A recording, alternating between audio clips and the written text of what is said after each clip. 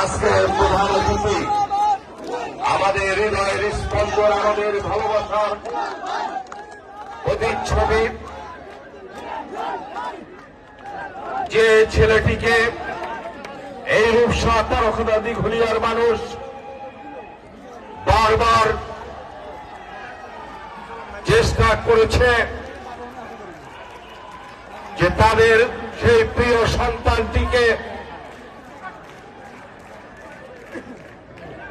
সন্তানটিকে তাদের ভোট দিয়ে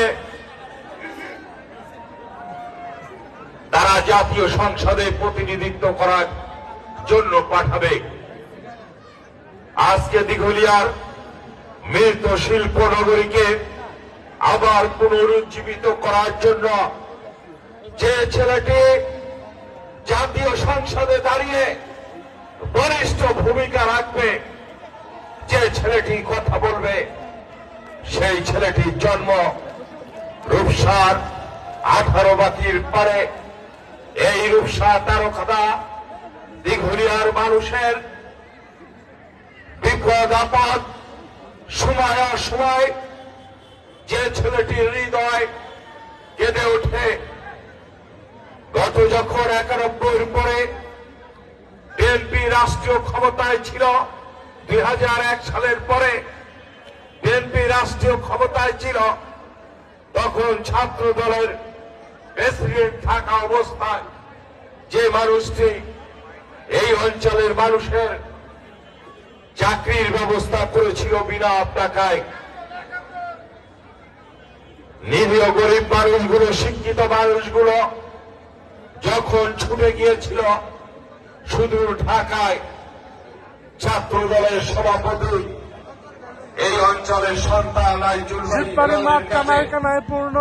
যে একটি চাকরির প্রয়োজন, ওনার সাধ্য মতো এই রূপসা তারকদা দিঘলিয়ায় উনি চাকরির ব্যবস্থা করেছিল। শত শত ছেলেদের বিনিময়ে একটি পয়সা নেয়নি।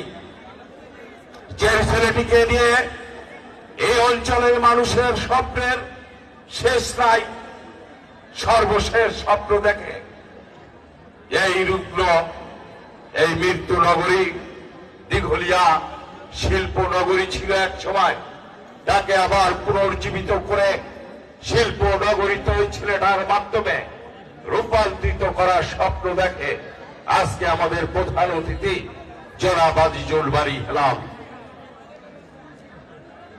প্রিয় ভাইরা, আমরা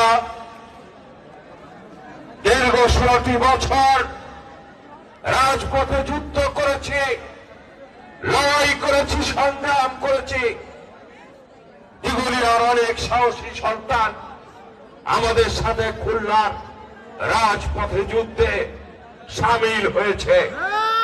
দিঘলিয়ার বহু নেতা কর্মী গ্রেফতার হয়েছে, বহু নেতা কর্মী আঘাতপ্রাপ্ত হয়ে রক্তাক্ত হয়ে হাসপাতালে মৃত্যুর সঙ্গে পাঞ্জা লড়েছে। দিঘলিয়ার মানুষ জেলখানায় জেল খেটেছে, তবুও যুদ্ধের মাঠ ছেড়ে দিঘলিয়ার মানুষ যায় নাই। খুলনা রাজপথে যখন স্লোগান দিয়েছি, খুলনা রাজপথে যখন পুলিশের সাথে যুদ্ধ করেছি, আওয়ামী লীগের সাথে যুদ্ধ করেছি, তখন দিঘলিয়ার মানুষ আমাদের পাশে ছিল, আমাদের পাশে আমাদের সাথে যুদ্ধ করেছে। এই জন্য দিঘলিয়াবাসীকে আমি খুলনা জেলা বিএনপির পক্ষ থেকে স্যালুট জানিয়ে যাই। প্রিয় দিঘলিয়াবাসী, সর্বশেষ বলে যেতে চাই, বক্তব্য নেতা করবে একটিবার আমাদের এই প্রিয় সন্তানকে জাতীয় সংসদে পাঠিয়ে আমাদের মনের আশা, আমাদের এই বন্ধ হয়ে যাওয়া শিল্প নগরীকে আবার পুনর্জীবিত করতে হবে। এটাই হোক আমাদের প্রতিজ্ঞা। সেই দিনের অপেক্ষায় থাকলাম। আরেকটি ভোট যুদ্ধে আমরা সবাই প্রস্তুতি নেব। যে মানুষের জনগণের দোরগোড়ায় যাব, একটি একটি করে ভোট ভিক্ষা করব, নিজেরা দলের নাম ভাঙিয়ে কোন কুকর্ম, কোন চাঁদাবাজি, কোন ইয়াবা ব্যবসা, অস্ত্রবাজি আমরা করব না। এই প্রতিজ্ঞা করেই আমি আমার বক্তব্য শেষ করছি। খুদা হাফেজ। বাংলাদেশ জিন্দাবাদ। শহীদ প্রেসিডেন্ট জিয়াউর রহমান জিন্দাবাদ। দেশনেত্রী বেগম খালেদা জিয়া জিন্দাবাদ।